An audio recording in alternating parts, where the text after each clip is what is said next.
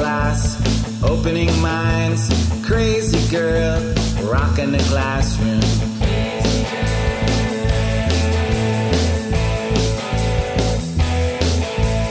Breaking glass, one pane at a time, crazy girl, rocking the classroom. And now, I would like to introduce to you Mr. Jerry Appell.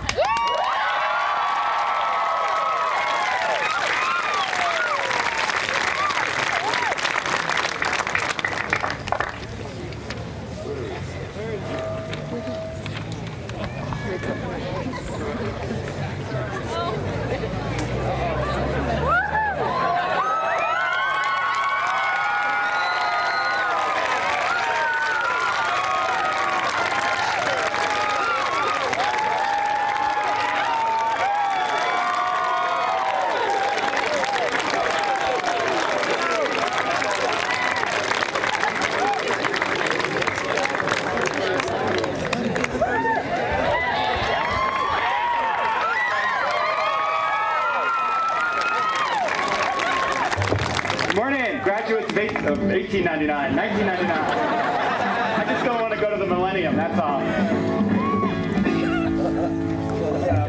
Sing sort of a goodbye song to you guys. I'm going to say good morning to the class of 99. Hey, I want to say good morning to the class of 99. They're the finest class of all time. Yeah, they started having that 6 long years ago. Yeah, they started having that 6 long years ago. Now they're all grown up and they're heading on down the road. Yeah. 99, 99, here's to the class of 99. 99, 99, here's to the class of 99. You can bet your bottom dollar they're the best class of all time. We got a couple of musical guests here today. Here's the class of 99. Here's the class of 99. Say goodbye to 99. Here's the class of 99. Best by the dollar. Best class of all time. Pretty bad. I want to say goodbye to 99. I want to say goodbye to the class of 99. You can bet your bottom dollar they're the best class of all time. Hey, I want to say goodbye to the class of 99. I want to say goodbye to the class of 99. You can bet your bottom dollar, best class of all time. Now it's time to say goodbye to the class of 99. Yes, say goodbye to the class of 99. Well, you can bet your bottom dollar, best class of all time. You can bet your bottom dollar they're the best class of all time. You can bet your bottom dollar they're the best class of all time.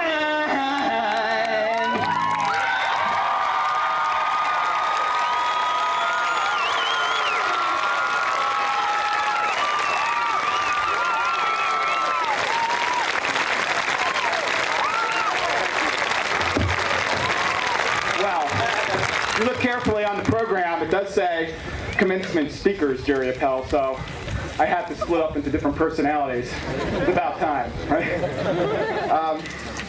Well, let me catch a breath for a second. I won't keep you long. I know you want to get out of here. Especially you, guys. I want to say good morning to not just the graduating class, but also to their families and friends, of which I'm included, I hope. And I'll make every effort to keep these remarks as brief as possible this morning. I'm what's known in the commencement speech business as the in-house commencement speaker. This means I give the speech for free. Glad to do it. No problem. No tips, nothing. The school usually goes with the in-house commencement speaker when the celebrity commencement speaker, such as Al Gore or Madonna, is forced to cancel. Now, I'm not going to tell you, I think it would be in bad taste. It's bad enough I'm wearing Chucks. It would be It'd be in worse taste to tell you which one of those two commencement speakers I would choose. But I did receive this card not too long ago I'd like to share with you. Right here, this is the card. She has such, this person has such good taste. Dear Jerry, with greatest regrets and sorrow, I will not be able to speak at the MRHS graduation ceremony this year. The tour for my new album, Ray of Light, oops, I didn't mean to give that away. It's so demanding, I won't be back on the East Coast till much later in the summer, perhaps not even until September. I left a message on your answering machine. Several messages, in fact. Why don't you return my phone calls anymore? Why? Please tell me why. All right, well, the rest of it gets kind of personal and sickening, so. These pop stars, they just have a thing for educators. What can I tell you,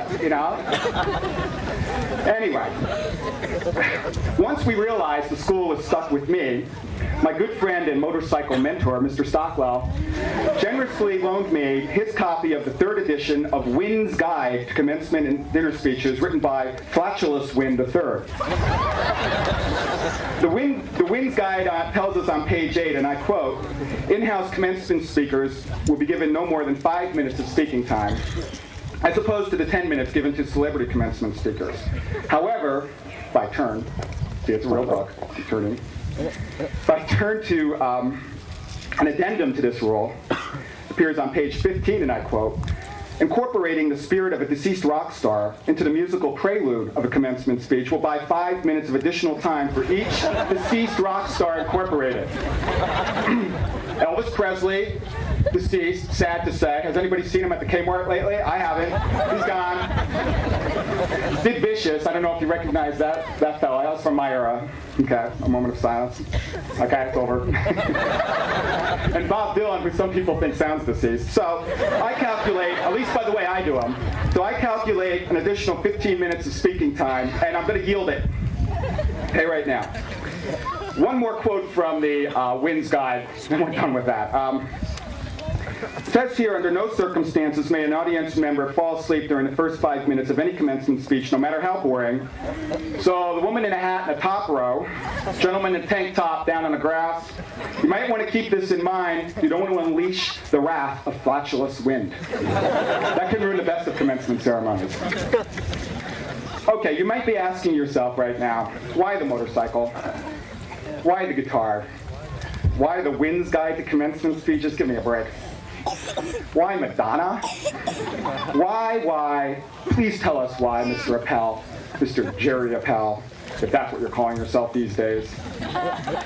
Just who do you think you are? Well, who I am often depends on the day of the week, and like a lot of teachers, depends on the period of the day. Basically, I like to think of myself as an artist. I'm sort of a performance artist, I guess, and I like to think of life itself as an artistic creation. That's what I do in my classroom some days, and maybe I'm just bringing a little of that here with me because I can't think of anything else to do. But I like to think of you students that are graduating today as artists as well. 165 artists working on 165 different creations. You probably didn't realize that in graduating from MRHS, you were graduating from an art school. But in a very real sense, you are. I want you, each of you who graduates today from our school, to think of your lives as an ultimate masterpiece, on the level of Michelangelo painting the ceiling of the Sistine Chapel, or Ernest Hemingway writing his jazz-age novel, The Sun Also Rises, or T.S. Eliot writing his epic poem, The Wasteland, or Andy Warhol designing his pop art tomato soup can, or even hip-hop artist Lauryn Hill composing her Grammy-winning album that came out last fall. After all, art comes in all forms, all colors, all shapes, and all sizes. Unlike paintings, poems, and stories, however, life is a work of art that is always evolving and never really finished. Viewing your life as a work of art, I want you to leave this high school this morning with the power to shape the world you live in as if you were sculptors giving life to cold clay. Find the courage to tap into the deepest part of yourselves. Add whatever you find there to your total creation. That includes the dark as well as the beautiful. Viewing your life as a work of art, try to remember that art is not only about the explosive glory of a mountain sunrise or the gentle beauty of our New England seacoasts. Art can also be provocative, Art can be disturbing, art can be loud, art can be obnoxious, and art can be, quote unquote, inappropriate. How we love that word as educators. Now that's inappropriate. That guy giving a commencement speech this morning, woo! Man, was he inappropriate. Viewing your life, well, the sneakers anyway. Or maybe just riding a Honda. Those Harley fans out there might get that. Viewing your life as a work of art, you may find from time to time that doing what is morally right requires that you step outside the box and run the risk of having your work labeled inappropriate. Not too long ago in this country, a black man and a white man entered a restaurant for dinner. People all around them shook their heads in disgust. How inappropriate. Isn't there a law against that sort of thing? Who do they think they are, anyway? Was it inappropriate for these two men to have dinner together? Not only was it inappropriate, but both of them were arrested for violating local segregation laws. But was it morally right for the two of them to have dinner together? You better believe it was. Viewing your life as a work of art requires that you follow your own personal vision. Not the fears, not the prejudices, and not the expectations of the majority. Dangerous advice, Mr. Appell. How do you know these graduating students won't do something dangerous, reckless, crazy, and then justify it under the guise of what you call personal artistic vision? I have a one-word answer for that question. Trust. We're just going to have to trust you. You're the next generation, and if we can't start trusting you now, when will we trust you? And yes, it is hard to know when it's time to take a risk and when it's time to play it safe. I don't have all the answers to these questions. I only know that sometimes you have to take that old rule book and rip it in half and start from scratch. And I'm going to start with the Wynn's Guide to Commencement Speeches right now. Whoops, this doesn't belong to me. Sorry, Mr. Stockwell, I'll buy you a new copy. It's very tempting to go through life painting by numbers. Painting by numbers looks good on the surface, but the painting doesn't belong to you and it never will. Paint by numbers and you'll just be one of the crowd. The true artist follows their personal vision right down to the bitter end. When we follow the expectations of others, we lose that vision. Following the expectations of others is never the road to success, no matter how things may look on the surface. And once that vision is lost, it's very difficult, maybe impossible, to get it back. I think some of you people my age in the audience may know what I'm talking about. I remember back in 1982, shortly after college, I took a prestigious job in Manhattan for no other reason than to make money and to impress my beautiful girlfriend. It wasn't Madonna. My life had all the gloss of an airbrushed photograph, but my life didn't belong to me.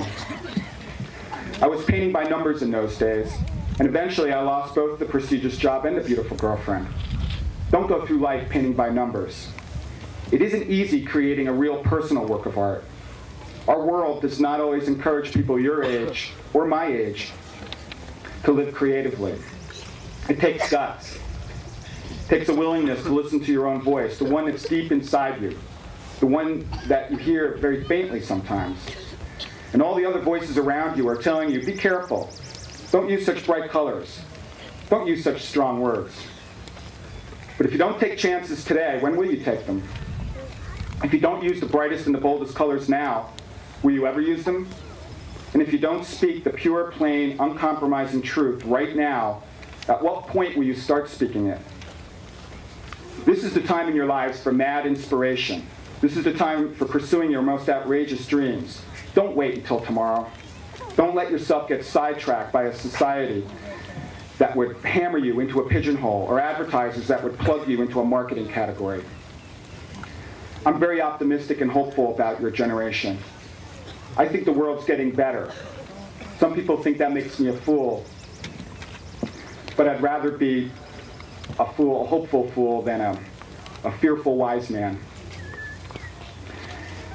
I think that you are so much more aware, more tolerant than I was when I was graduating from high school in 1977, and I look forward to hearing from you all in the years to come.